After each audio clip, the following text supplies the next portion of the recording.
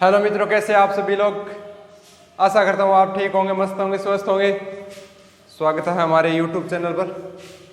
तो हम पढ़ रहे हैं वैदिक सभ्यता। वैदिक सभ्यता में अपन ने पढ़ रहे हैं पूर्व वैदिक काल और उत्तर वैदिक काल। पूर्व वैदिक काल में क्या पढ़ रहे हैं अपन? पूर्व वैदिक काल में ऋग्वैदिक काल और पूर्व वैदिक काल दोनों ही क्या है? एक ही है। ठीक है। तो ऋग्वैदिक काल में अपने जान ली थी समाज कैसा था, पितृसत्तात्मक था। और भाषा कौन सी थी? संस्कृति। इनके जो साक्ष्य मिले हैं ये अपने को कहाँ से मिले हैं? एक तो मिले बोगज़कोई अभिलेख से और एक मिले हैं कस्य अभिलेख से। यानी बोगज़कोई है वो तुर्की में है और जो कस्य अभिलेख मिले हैं वो कहाँ पर है? ईरान के अंदर। आज पढ़ेंगे अपन वैदिक सभ्यता के मतलब जो देवता थे वो कौन कौन से थे, प्रमुख देवताओं के बारे में देखेंगे। वैदिक सभ्यता या वैदिक काल के प्रमुख देवता।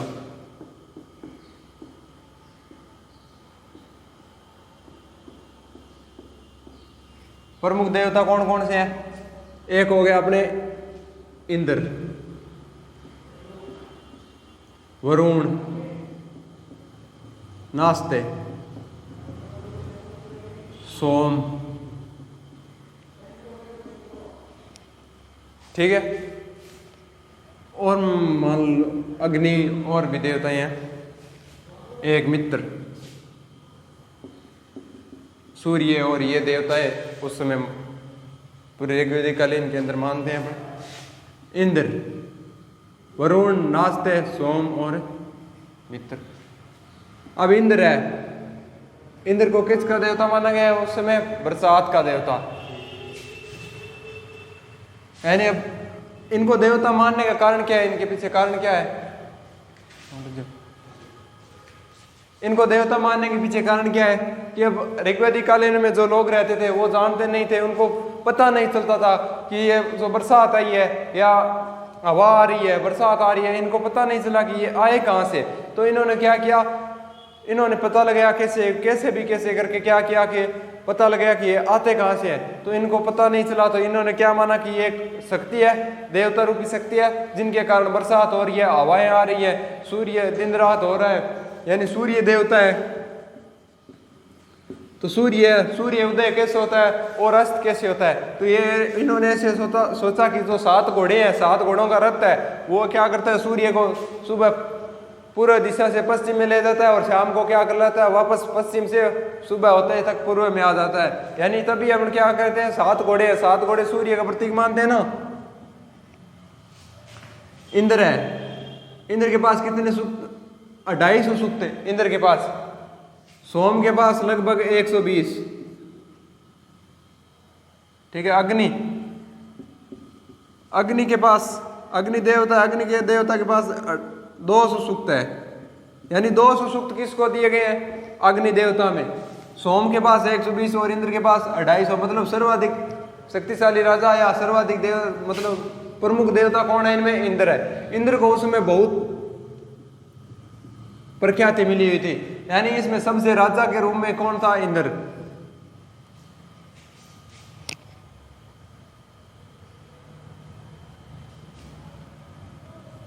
ठीक है। प्रमुख देवता इतने ही है इसमें, बाकी और भी है 1-2।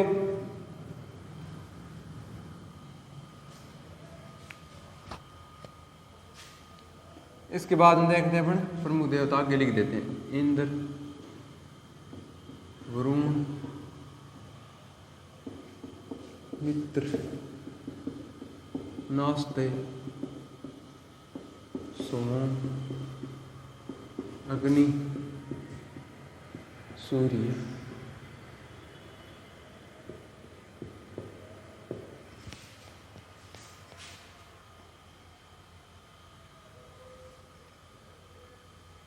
सोम है, सोम का देवता किसको मानते हैं? सोम है। सोम देवता क्यों माना गया है सोम को देवता? यानी सोम एक पीने की वस्तु थी, पीते थे। यानी एक हिमालय के क्षेत्रों में मुंजवत जगह पर या एक मुंजवत नाम की पहाड़ी है उस पर, या शायद यानी वहां पर जो मुंजवत नाम की एक पहाड़ी है वहां पर मिलती थी, एक औषधि मिलती थी यानी उस औषधियों को क्या करते थे, ये कूट कर पीस कर क्या कर लेते थे, पीस कर उसको कपड़े से छाड़ कर पीते थे, जिसके बाद व्यक्ति में क्या आ जाता था, जोश आ जाता था। जोश आने के कारण उसको ऐसा लगता कि मैं इस पृथ्वी को उठा के इधर रख सकता हूँ, इस कमरे को उठाकर इधर रख सकता हूँ। मतलब उसको बहुत सारे, जिस प्रकार अपने वर्तमान समय में दारू, यानी अपन अब इसको दारू, सोम को किससे जोड़ लिया गया, दारू से, यानी सोमरस। अब अपन साहित्यकार है या वो उसको दारू न कहकर क्या कहते थे, सोमरस। मतलब सेम दारू वाले गुण है इसके अंदर, सोम के अंदर। तब इनको क्या मान लिया गया, एक सोम देवता के रूप में मान लिया गया।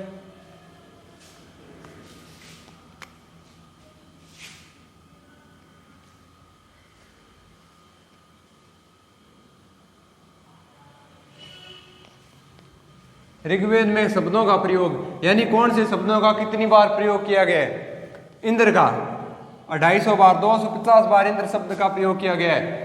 यानी सबसे प्रमुख देवता कौन थे, इंद्र ही थे इसमें। इनका तो उत्तर वैदिक काल में आते आते भट्टा बैठ गया, बाकी पहले ये बहुत अच्छे देवता हुआ करते थे। अग्नि 200 बार आप रामायण में देखते हैं, यानी वो कौन सा ऋषि है, उसकी पत्नी को वो श्राप देते हैं, वो ऋषि श्राप देते हैं। अग्नि का कितने बार है, 200 बार प्रयोग है। अग्नि जो देवता है ना, अग्नि देवता क्या करता है कि भगवान जितने भी भगवान और व्यक्ति या साधारण मानव, मतलब आपा, इन दोनों के बीच में बिचौलिया काम करता है अग्नि देवता। बिचौलिया काम कैसे करता है, जैसे मान लो अपने को किसी चीज की आवश्यकता हो तो अपन क्या करते हैं, हवन करते हैं ना, हवन करी, यानी अपन करते हैं हवन करते हैं तो उसमें अग्नि में डालते हैं, घी डालते हैं, जो भी अनाज मतलब और कुछ भी डालते हैं, तो किस में डालते हैं, होम किस में करते हैं, अग्नि। अब अग्नि देवता क्या करेगा, जो अग्नि देवता है वह जो सूचना है वो ले जा कर देगा देवताओं को, तो वो देवता वापस क्या करेंगे, अग्नि देवता को कहेंगे ये ले जा और बांट दे उनको। अपन मान लो साधारण सी बात देखो, आप कह व्रत रखा, तो व्रत रखा तो जब 1 बजे व्रत खोलते हैं, व्रत खोलना जन क्या करा, पहले क्या करा पा धूपियो खेवा जना थोड़ो सो दे देवा, या जना वो के वह अग्नि के ऊपर रखा वो तो एकदम जल जाए, यानी आपनों के भोजन है भगवान तक है पहुंच गयो, अग्नि देवता के कर दियो, पहुंचा दियो। बिंग बदली आपा जो भी मनोकामना मांगा या जो भी इच्छा मांगा वो अपन अग्नि देवता वापस करके एक रहे बटू ले आगे दे दे। यानी अग्नि देवता के एक रहे बिचौलियों काम करे, एक प्रकार दलाली है, दलाल है अग्नि देवता, दलाली का काम करता है, लेकिन ये अपने से लेता कुछ नहीं है।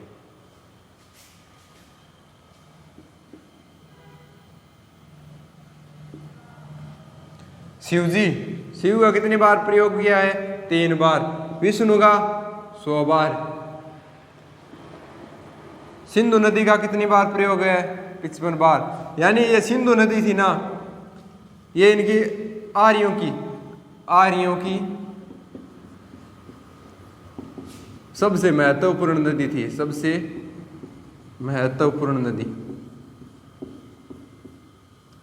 हम यह कह सकते हैं कि आर्यों की सबसे महत्वपूर्ण नदी कौन सी थी, सिंधु थी।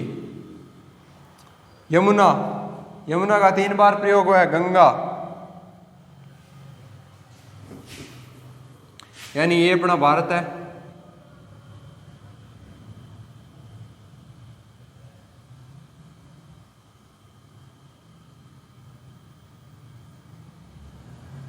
ठीक है, तो जो आर्य थे, आर्य कहाँ से थे, मध्य एशिया से। यानी ये धीरे धीरे आते आते ईरान, आगे अफगानिस्तान तक आ गए। यहाँ मान लो अफगानिस्तान, यानी इनका ये जो क्षेत्र था वो लगभग यहाँ गंगा तक ही था। ये यहाँ तक से गंगा निकलती है और यहाँ थोड़ी इधर से यमुना। यानी आ रही है धीरे धीरे। क्या करते हैं, एक साथ तो नहीं आए नहीं कि ये आ रही आए थे। कोरोना की लहर आई थी ना, जिस तरफ कोरोना की लहर की तरह आए थे। पहले क्या आए 100 या 200 जितने भी हैं गुटों में बंट बंट कर आए थे। ऐसे तो नहीं कि लाखों के सैनिकों पूरे के पूरे वहां से खड़े होकर कहाँ आ गए, भारत में आ गए, ऐसे नहीं। यानी धीरे धीरे कोई 100 आया, कोई 50 आया, धीरे धीरे आते आते ये आगे आगे। इनको पहले कौन सी नदी मिली, सिंधु नदी। सिंधु नदी मिली तो ये यहाँ पर बसने लगे सिंधु नदी के आसपास। उसके बाद में इनको कौन सी मिली नदी मिली, सरस्वती नदी। यानी सिंधु नदी इनकी क्या थी, सबसे महत्वपूर्ण नदी थी। और ये गंगा तक आए ही नहीं, ये गंगा तक आए नहीं, मतलब बहुत लास्ट में उत्तरवैदिक काल में आगे जाकर आए थे। लेकिन इनकी जो ऋग्वैदिक कालीन में जो सबसे पवित्र नदी है, पवित्र नदी कौन सी है, सरस्वती नदी पवित्र है। पवित्र नदी, पवित्र नदी कौन सी है, सरस्वती। हम कह सकते हैं कि इनकी महत्वपूर्ण नदी कौन सी थी, कौन सी थी, सिंधु नदी। और सबसे पवित्र नदी सरस्वती नदी। यानी ये बेचारे गंगा नदी तक तो आए नहीं थे, बाद में धीरे धीरे आए होंगे। मान लो मैं बीकानेर हुआ तो मैंने पूछा थारा किसी नदी पवित्र है, तो हमारे लिए तो बीकानेर में नदी तो है कौन ही एक ही ना, मतलब महत्वपूर्ण मान लो महत्वपूर्ण नदी बीकानेर में एक भी नदी नहीं है।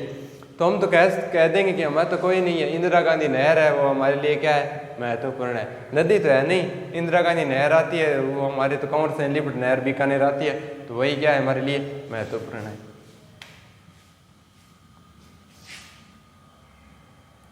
यमुना का प्रयोग कितनी बार हुआ है, गंगा, गंगा का नदी का प्रयोग एक ही बार प्रयोग हुआ है ऋग्वेदिक काल में, एक ही बार ऋग्वेद में गंगा नदी का एक बार प्रयोग है, एक बार प्रयोग हुआ। तो आप समझ सकते हो कि ये कौन नदी महत्वपूर्ण, ना ही तो महत्वपूर्ण है और ना ही पवित्र है। ये नदी तो बाद में पवित्र हुई है, बाद में, ठीक है।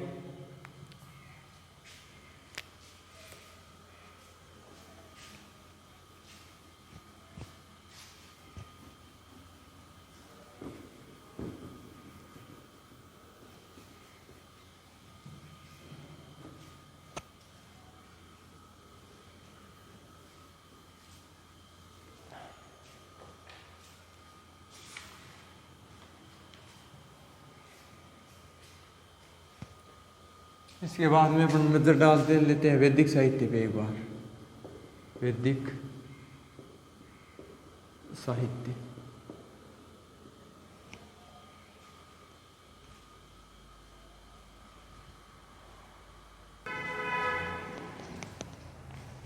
वैदिक साहित्य, वैदिक साहित्य में एक बार नजर डाल देना है। उपनिषद या वेदांत इसको बोलते हैं। संख्या कितनी है इसकी, 108 है।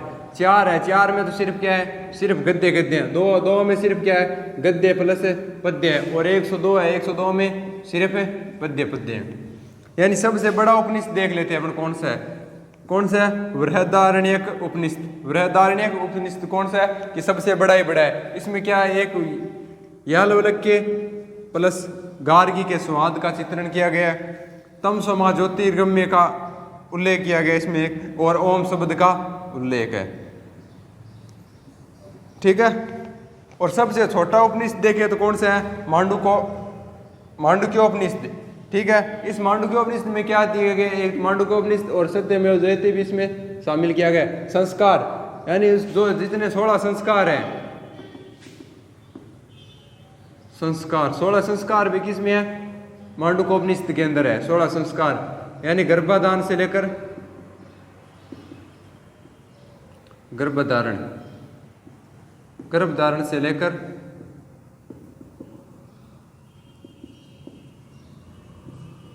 अंत्येष्टि तक,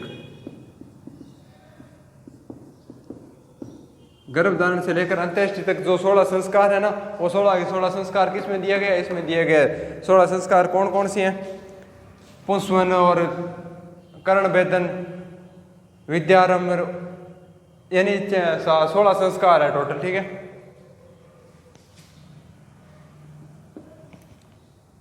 सबसे बड़ा उपनिषद कौन सा है, बृहदारण्यक। और जो वैदिक साहित्य का लेखन किस प्रकार से है, लेखन का क्रम,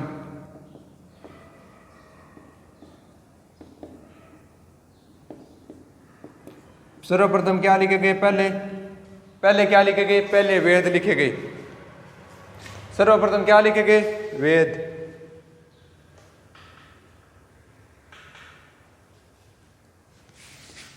उसके बाद में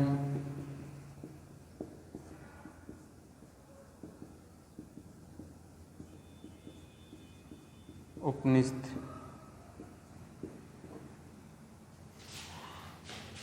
लेखन का क्रम क्या है वैदिक साहित्य का? पहले वेद लिखे गए, उसके ब्राह्मण, उसके बाद आरण्यक और उपनिषद। उपनिषद क्या है? अंतिम लास्ट में लिखे गए। इसको बोलते हैं वेदांत। या नोट करो, नोट तो क्या करना है, बाद में लिखा दूंगा आपको, ठीक है। आपको PDF प्रोवाइड करवा दी जाएगी।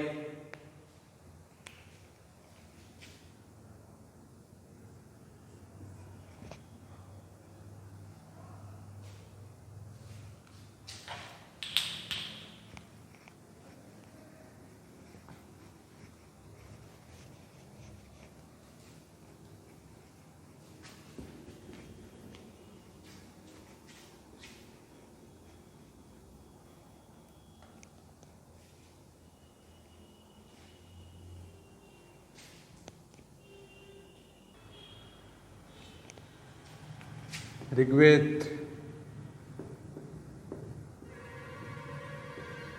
संकलन करता कौन थे? महर्षि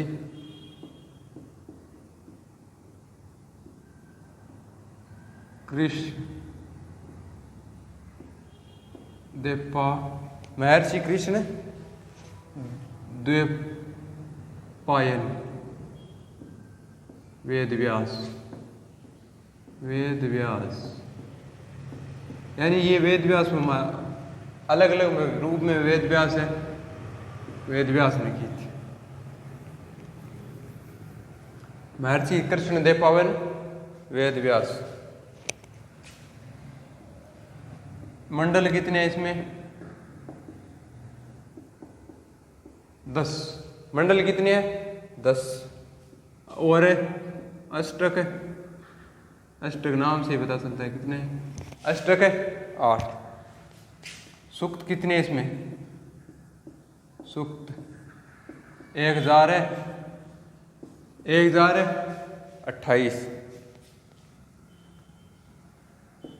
सूक्त कितने टोटल? 1028। 1028 में 1017 और पीछे कितने बच गए? 11 क्या? 11।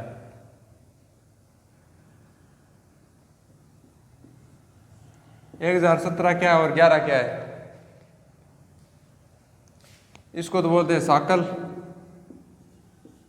और ये इसको बोलते हैं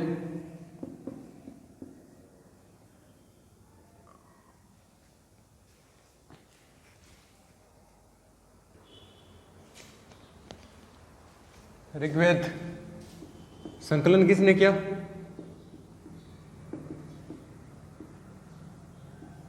महर्षि कृष्ण द्वैपायन वेद व्यास ने। मंडल कितने इसमें? 10 मंडल में, वो मंडल वीडियो वाले नहीं, मंडल है इसमें भाग। अष्ट कितने? 8। सूक्त कितने टोटल? 1028। इसमें से 1017 शुक्ल को क्या, सूक्त को क्या कहते हैं? साकल, और 11 को क्या कहते हैं? बाल किले। शब्द कितने इसमें? 150 लाख, 1.50 लाख, 1 लाख मतलब 1,50,000। पढ़ने वाला क्या कहलाता है?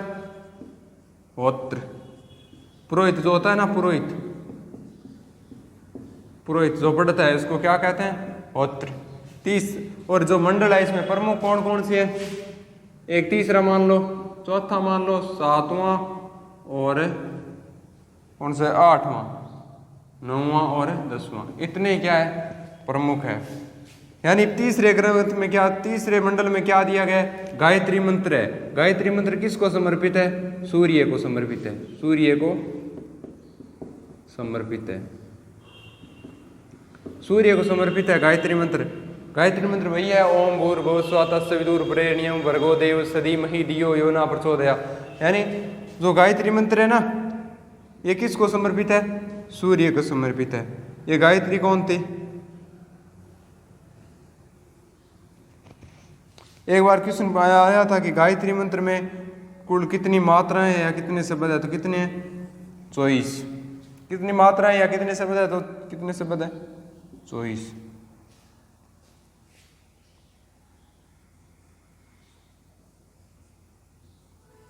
सूर्य देवताओं को क्या है? समर्पित है। चौथे मंडल में क्या दिया गया है? कृषि। सातवें मंडल में दशराज्य युद्ध का वर्णन। दशराज्य युद्ध किसने विजय कौन हुआ था? राजा सुदास विजय हुआ था। यानी इसमें कैसा कहा जाता है कि जो राजा था ना, उसके पास उसमें 2 गुरु थे। एक थे वशिष्ठ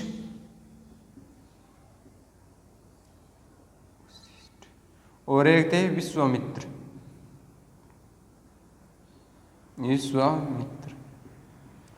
यानी जो ये विश्वामित्र थे ना, विश्वामित्र पहले इसके क्या थे? दरबार में रहते थे, पुरोहित थे दरबार के।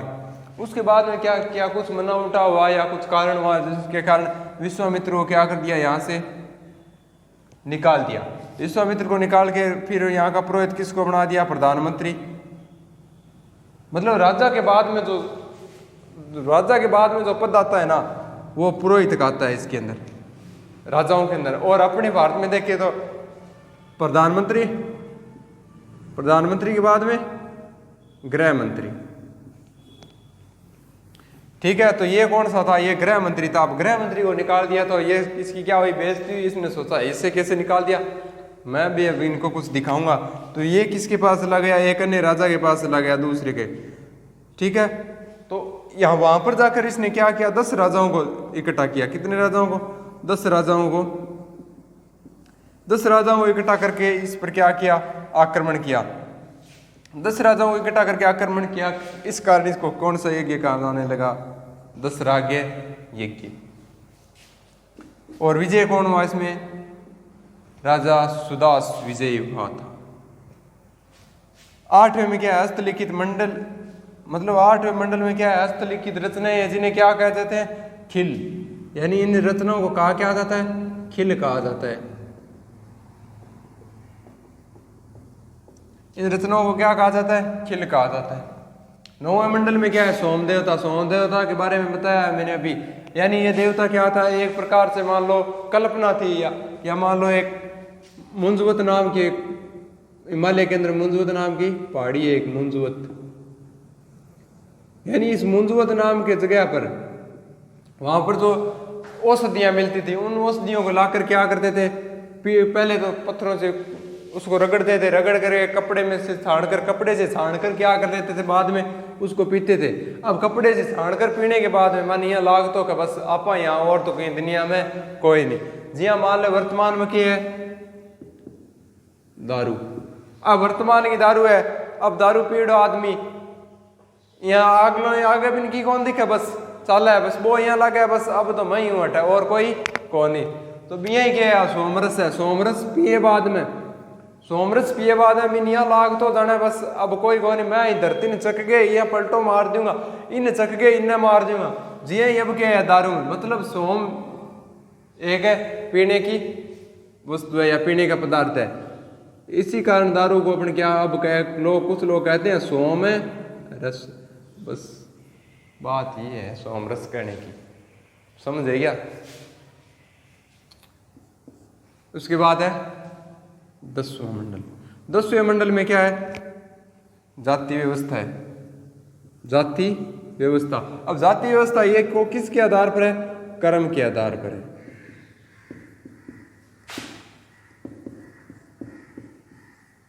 जाति व्यवस्था किसके आधार पर है? कर्म के आधार पर है। कर्म के आधार पर कैसे? कि मान लो अब उसमें बताया गया है, ऋग्वेदिक में बताया गया है कि ब्रह्मा जी आए, विष्णु जी आए। ब्रह्मा जी ने क्या किया? ब्रह्मा जी के जो मुख से कौन पैदा हुए? एकदम साफ करो। ब्रह्मा जी के मुख से कौन पैदा हुए? मुख से पैदा हुए ब्राह्मण। इसलिए सबसे ज्यादा ज्ञान किनको है? ब्राह्मण को। और भुजा से क्षत्रिय, यानी जो जिसकी रक्षा करेगा वह क्या कहलाएगा? क्षत्रिय कहलाएगा। पेट से वैश्य,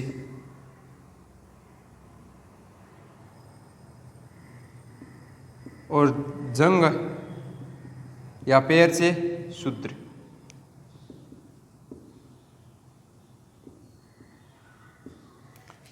ठीक है, अब ब्राह्मण कौन कौन से हो गए? जो उच्च कुल के है, जिसको पास मतलब जो ज्ञान देता है वो कौन हो गया? ब्राह्मण। जो रक्षा करेगा वो क्या है? क्षत्रिय। जो मतलब पेट से उत्पन्न हुए तो वैश्य, यानी जो व्यापार का कार्य करेंगे वो कौन है? वैश्य है। और जो इन तीनों की सेवा करेंगे, या जो आप वर्तमान में देखें तो ओबीसी SC ST वाले जो भी है वो उसमें किस में आते हैं? शूद्र के अंदर। बाकी ये आते हैं जनरल के अंदर, ऊपर वाले।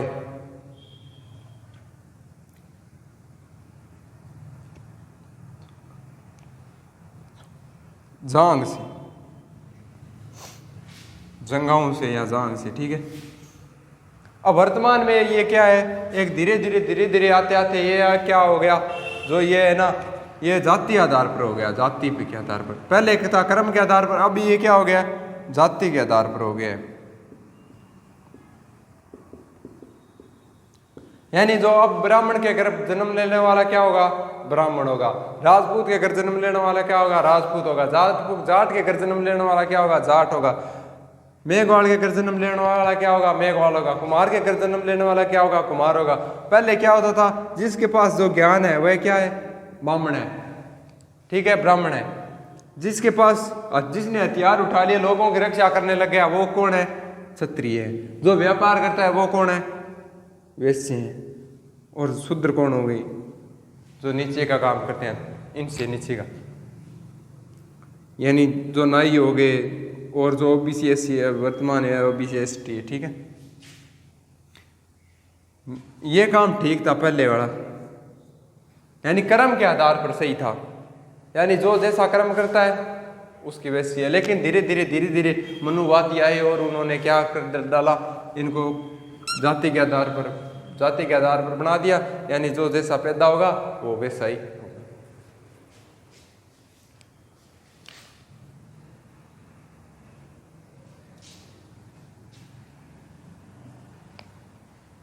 ठीक है, सोमदेवता आ गए अपने। सोमदेवता है, सोमदेवता को सूक्त कितने मिले हैं?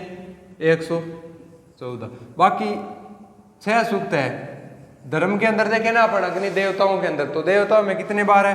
120 सूक्त है। 6 सूक्त है यहाँ, इसको अन्य से दिए गए हैं। बाकी जो 9वें मंडल के अंदर है, इसमें कितने सूक्त बताए गए? 114 सूक्त है।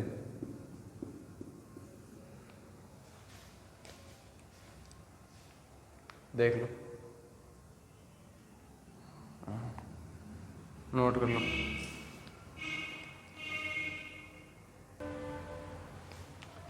ठीक है, और ये सूक्त कौन सा है? एक बार साफ कर दूंगी। यानी इसमें कौन सा सूक्त दिया गया? पुरुष सूक्त। पुरुष सूक्त, यानी पुरुष सूक्त में के आधार पर इसको क्या दिया गया? और इनके जो प्रमाण है, और ये आधारित किस पर है? कर्म के आधार पर। यानी इसका वर्णन कहा किस में किया? धर्मसूत्र के आधार पर। किस पर आधारित है? धर्मसूत्र पर।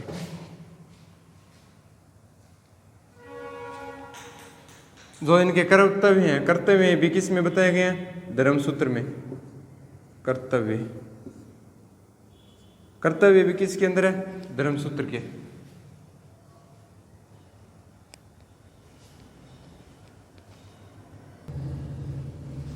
ऋग्वेद का उपवेद किसको कहा जाता है? आयुर्वेद को ऋग्वेद का उपवेद कहा जाता है। लेकिन सुश्रुत कहते हैं कि आयुर्वेद है वह किसका उपवेद है? अथर्ववेद का उपवेद है।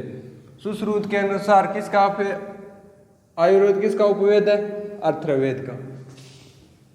और ऋग्वेद का जो निर्माण हुआ है वो किस काल में हुआ है? पूर्व वैदिक काल में। पूर्व वैदिक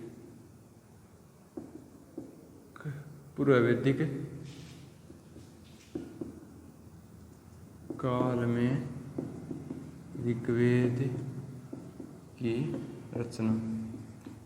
ठीक है, ऋग्वेद की रचना किस काल में हुई है? पूर्व वैदिक काल में।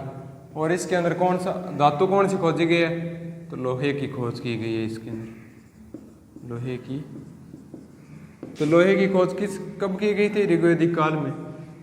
कब की गई है, ऋग्वैदिक काल में। ठीक है, अब कल पढ़ेंगे अपन। ठीक है, नोट कर लो। ठीक है, कर लिया तो फिर बड़ी अच्छी बात है। कल पढ़ेंगे अपन उत्तर वैदिक काल, उत्तर वैदिक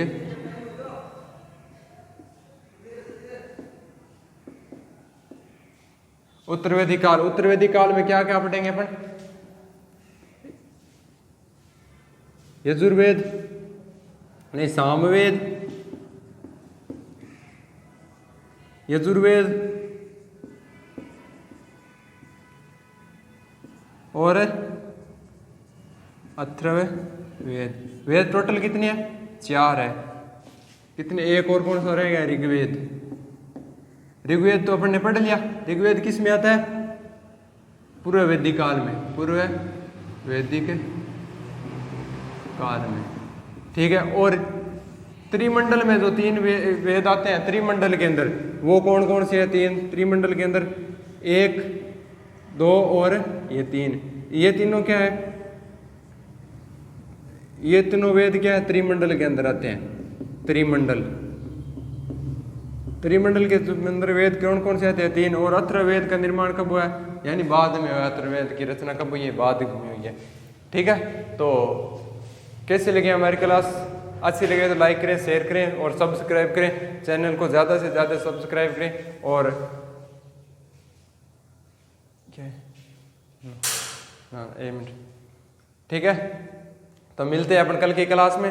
have a nice day, same time same जगह मिलते हैं। Good bye bye, Tata.